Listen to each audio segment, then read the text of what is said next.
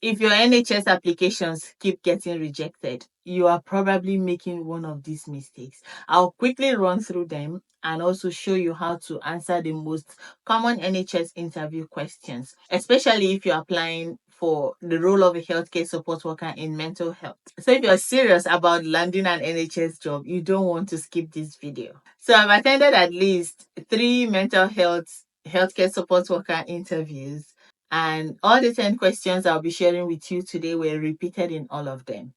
Well, they may have been phrased differently, but trust me, it is exactly the same questions asked in several other ways. A couple of my friends that have been to mental health interviews recently also gave me this feedback, and honestly, it is the same question. They know how to twist it so many ways, but it is the same thing. So if you're serious about getting mental health healthcare support worker role, you would want to watch this to the end and save this video for later. So I will not only be sharing the answers that got me and my friends hired, but I'll also be adding extra tips because we all know how easy it is to forget some things when you're in front of the interview panel. So everything you need is in this video. What you will have to do is just keep practicing, add your own experiences where necessary, and paraphrase accordingly if you get me. All right. First, I'll quickly run through the errors that prevent you from getting shortlisted for interview. I will not go into the tiny details because most videos I've made on this channel have already handled this. Number one error is a weak personal statement. Personal statement is not just a formality. It is your chance to prove you're the perfect candidate for the role. It should never be too generic. Number two is not addressing essential criteria. So you should demonstrate how you meet the essential criteria for the role, else your application won't even go far. Number three is failing to use the STAR method. A good application should always have real life examples using the STAR method. By STAR, I mean the situation, the task, the action, and the results. Number four is poor grammar and typographical errors. A well-written application shows professionalism. You can use tools like Grammarly or ask someone to proofread your application before you submit. Error number five is applying too late. You should apply within the first 1 to 2 days. In fact, the first day if possible. Mistake number six, be careful with the use of artificial intelligence. Your personal statement should be a reflection of who you are, your competencies, and what you're bringing into the role. Once you fix these mistakes, you'll probably land an interview. But are you prepared for the most common interview questions? Let's quickly go through them along with the best way to answer each of them. Question number one is, what do you know about the role or the department you're applying to? So the key takeaway here is that the interviewer wants to know if you understand the responsibilities of the role of the job and if you know what the department does. Also want to know if you've done your research. And contrary to popular beliefs, I have never been asked, tell me about yourself. Never. I don't know why, but even my friends that also gave me this feedback have never had this question as well. So that was question one, and I will give you the best way. I will give you the best answer to that question. So you say something like, this role involves supporting patients with mental health conditions, monitoring their well-being, and assisting nurses in providing care. I understand that working in mental health requires patience, empathy, and strong communication skills, which I am confident I have. I also know that this department provides specialized care for individuals dealing with conditions such as anxiety disorders, depression, schizophrenia, and other psychiatric illnesses. The focus is on holistic patient care, ensuring that both their mental and physical well being are looked after. I am also aware that part of the role involves ensuring patients follow their treatment plans, assisting them in daily activities, and providing emotional support. I am passionate about mental health advocacy, and I believe that early intervention and compassionate care can significantly improve patient outcomes.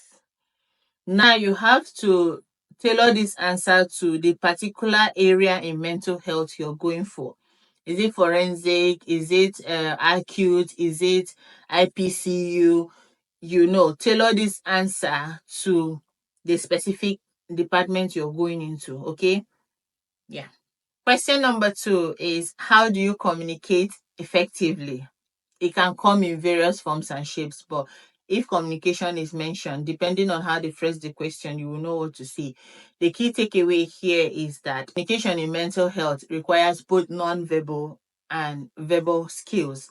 You have to be an active listener as well, and you need to have the ability to de-escalate tense situation. So I will give you the best answer for this question.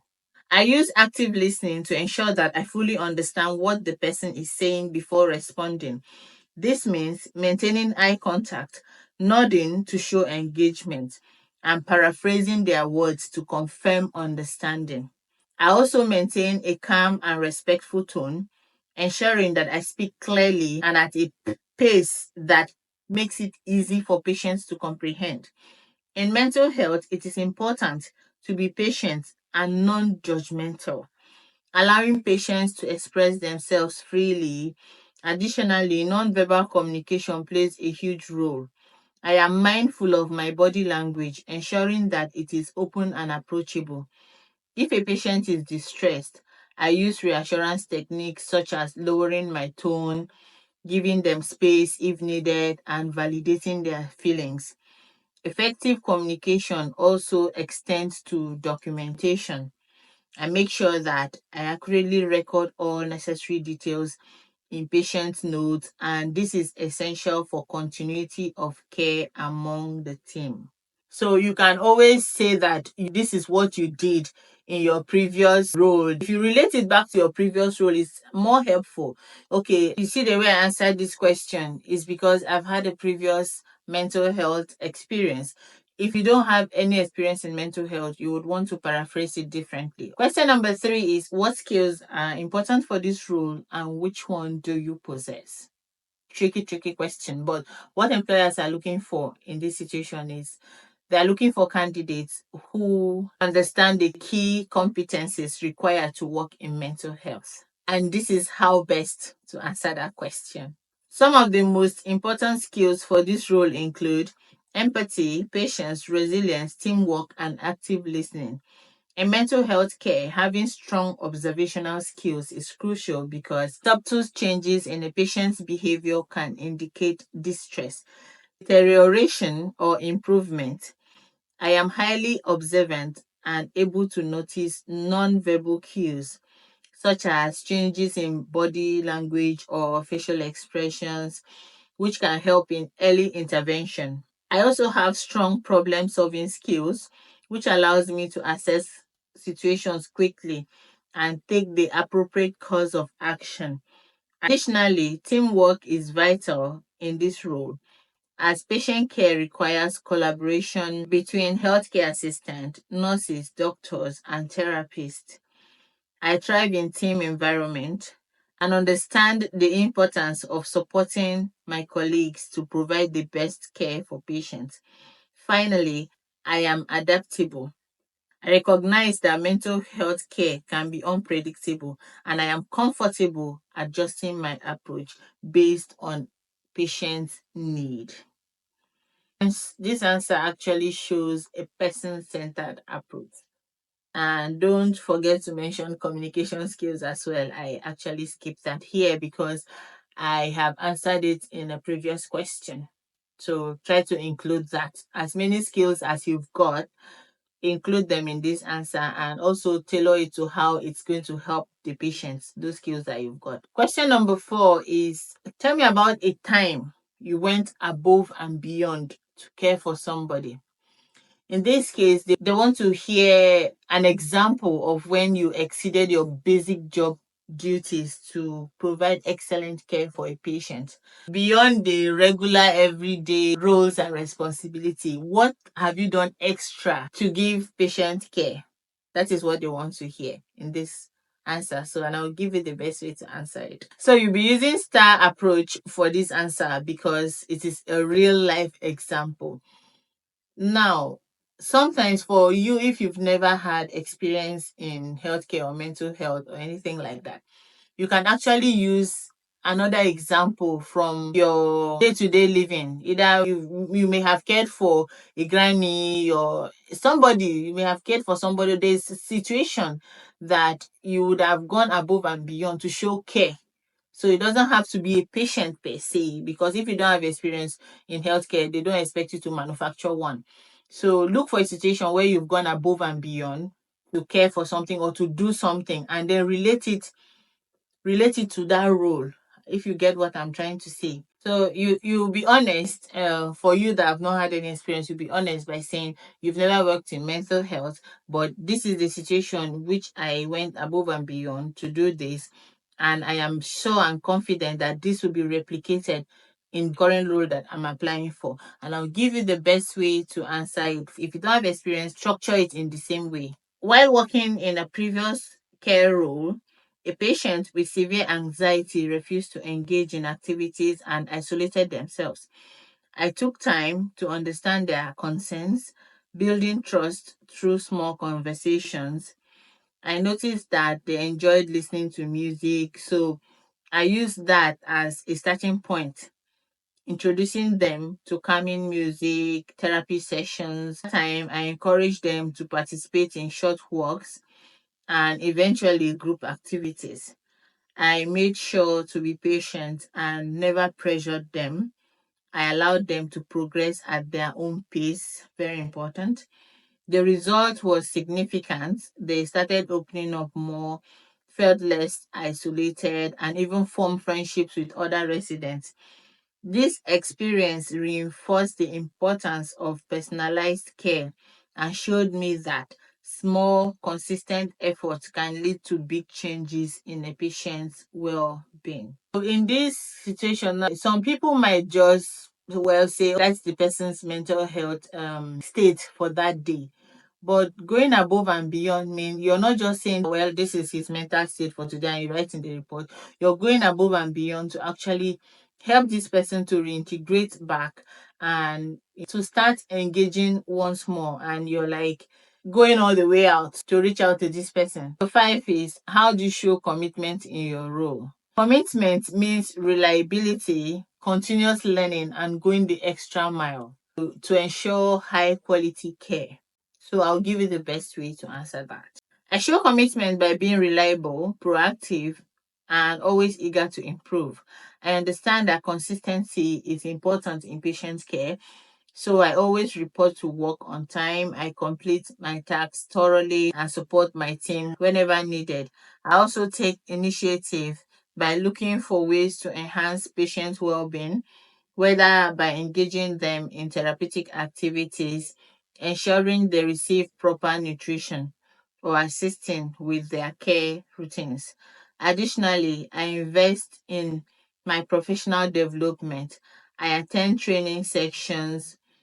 I keep up with new healthcare guidelines. I make sure that I complete all my online learning sections. I attend training sections. I keep up with new healthcare guidelines. I make sure that I complete all my online learning courses and seek feedback from supervisors to improve my skills. I believe that a committed healthcare assistant is one who genuinely cares about making a difference in patients' life and is always willing to go the extra mile. Question number 6 is, why do you want to work as a healthcare assistant in mental health? So in this question, they actually just want to know your motivation and if you understand the challenges of the role. And your best answer would be, mental health care is just as important as physical health. I am passionate about supporting individuals through their recovery. I believe that mental health conditions often carry a stigma, and I want to be part of a system that provides compassionate and judgment free care. My previous experience as a healthcare assistant in mental health has prepared me to handle challenging situations with patience and understanding. I have seen firsthand how proper support can help individuals regain confidence, independence, and a sense of normalcy in their lives. I am particularly interested in this role because it allows me to work closely with patients, supporting them in their daily activities while also learning from experienced professionals in the field. I am eager to contribute to a team that values patient centered care and makes a real difference in people's lives. So, obviously, this is for somebody that has had experience in mental health. If you've not had any experience, these are some of the key points they want to hear as your motivation. So, you tweak it a bit differently because you've not got any experience, but try in your answers to impute some of these points that I've mentioned today. Question number 7 is that referees are required for this job role. What will your referee say about you? It was the first time I was actually hearing this kind of question. And what came to mind immediately was this is tell me about yourself, but not actually saying it as per you saying it about yourself. So they want to know how other people perceive you in a professional setting, if you have a track record of being competent and reliable. So just use this one to sell yourself and tell them that this is what your referees will say about you. It's literally saying, tell me about yourself. So let's get right into the best way to answer it. My referees would describe me as compassionate, hardworking, and dependable. They would highlight my strong work ethic, ability to build trust with patients, and willingness to support my colleagues. In my previous role, I was often praised for my attention to detail, especially in monitoring patients' well being and accurately documenting observations. My supervisors also appreciated my ability to remain calm under pressure, particularly in challenging situations involving distressed patients. Beyond that, my referees would likely mention my strong communication skills and my ability to work well within a team. I believe that teamwork is essential in healthcare, and I always make an effort to collaborate effectively with colleagues to provide the best possible care for patients. Additionally, they would probably emphasize my reliability. I take my responsibilities seriously, ensure that I complete tasks to a high standard. I am always willing to go the extra mile when needed. Overall, I am confident that my referees would speak positively about my professionalism, my dedication, and commitment to patient care. So this response adds depth and impact. It makes it clear that you're a team player and you have strong professional references. So use this and sell yourself. Now we are going to go into scenario based questions, and I'm going to give you two scenario based questions in this video. And the best way to answer scenario questions is using the STAR method, the situation, task, action, result. The first question is, how would you deal with a distressed or aggressive patient? What interviewers want to see in this situation is if you have the ability to stay calm, you can de-escalate situations, and you prioritize safety. Now remember that you would have given them answers in the other questions, which highlighted some of these skills. So you have to have that in the back of your mind when you're answering scenario-based questions. Just bring back all the skills that you've previously mentioned, and I'll give you the best way to answer this question. Situation in this case is, in my previous role, I encountered a situation where a patient became agitated due to a delay in receiving their medication. They were visibly frustrated, and the tension in the environment was rising. Here is the task.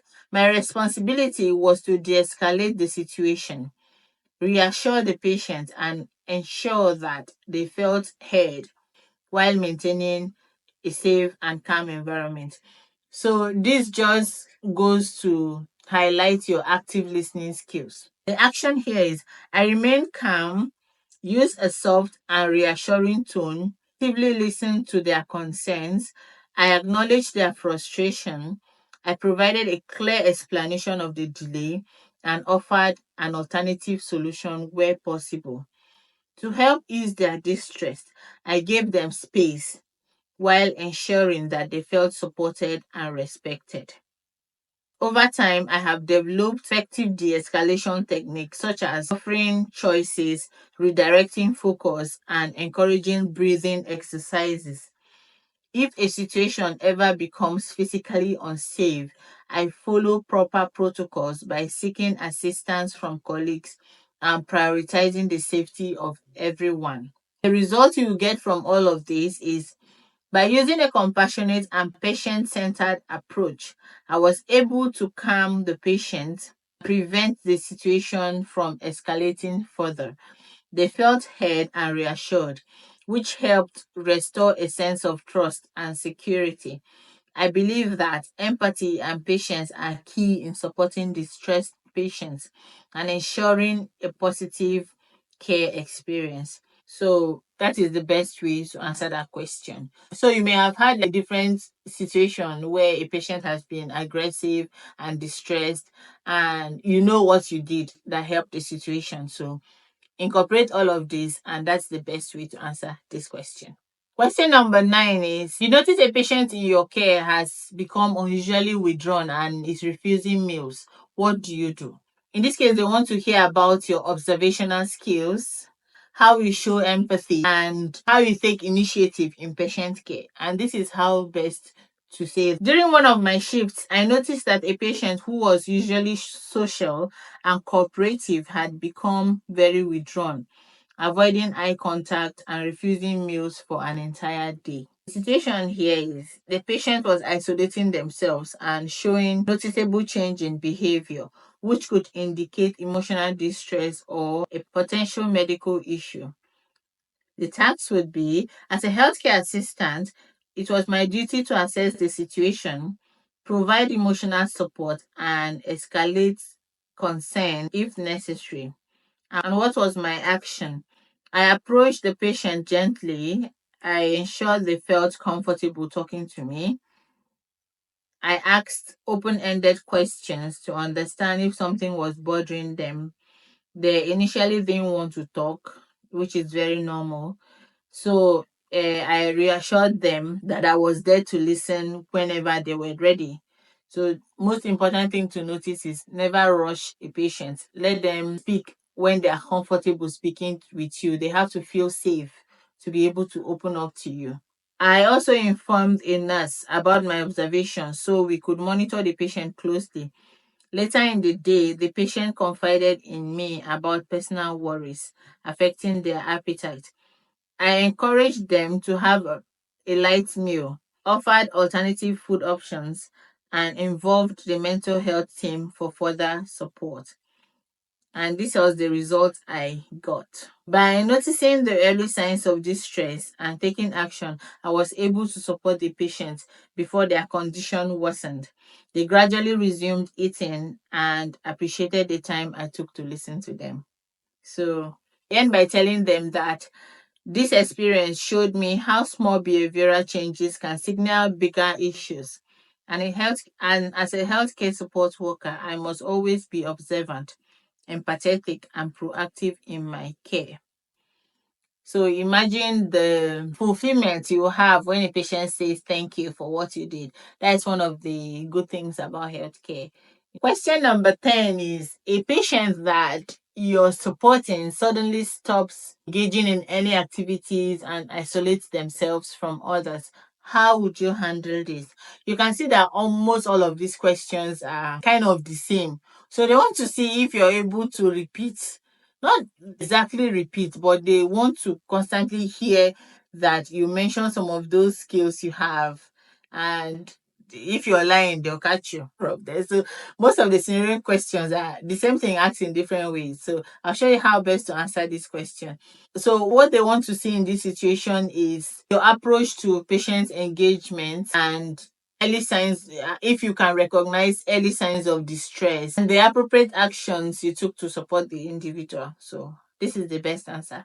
During one of my shifts, I noticed that a usually sociable patient had stopped attending group activities and was also isolating themselves in their room. The patient, who previously enjoyed structured activities, suddenly withdrew from interactions, which was a sign that they may be struggling emotionally. My role as a support worker was to encourage social engagement while respecting their feelings and ensuring they felt heard and supported. I first approached the patient in a non-intrusive way, engaging in light conversation without pressuring them. I asked if they were okay and reassured them that I was available to talk if they needed. Since they weren't ready to open up, I observed their behavior over the next few hours while keeping the nursing team informed. Later, I suggested a one on one activity tailored to their interests instead of a group participation. I also involved other team members to provide additional support. Gradually, the patient felt more comfortable and began to re engage at their own pace. By recognizing the early signs of distress and taking a patient centered approach, I was able to offer meaningful support while ensuring their emotional well being was prioritized. This experience reinforced the importance of being observant, patient, and adaptable in supporting individuals with mental health challenges. So, if you've never had any experience before, you will say that this is what you would do, and always let them know that even though you've never worked in mental health before, you have done a lot of research about mental health, and with the skills you have currently, this is what you would do if a patient becomes isolated from activities. So if you have transferable skills, it doesn't mean that you must have a previous experience. Depending on what you're going for, they may not require any previous experience, but you should have transferable skills. Incorporate this and tell them that even though you may not have had experience before, but this is what you would do if a patient presents in this manner, okay? So these responses show problem solving skills, they show empathy, and they show a patient centered approach. Now that you know the biggest mistakes to avoid, how to ace your mental health interview, I will finally give you a bonus for watching up to this point. I'll give you a bonus of how to increase your chances of getting hired. And number one is apply for multiple roles. Don't limit yourself to just one job. Sometimes it can take, if you watch the videos on how I interview healthcare support workers, it can take you more than 20 applications to land one job. So apply for multiple roles, customize your personal statement for each role, no copy and paste. Use the common questions and answers I've shared here to ace your interview. Tailor it to your experience. Apply early. The sooner the better. So if you've been struggling with NHS applications, don't give up. Fix these mistakes. Practice all the interview questions and answers I've given here, and you will be in much stronger position to get hired. So drop your questions in the comment section. Don't forget to subscribe, like, and share this video. And I will see you in my next video. Bye for now.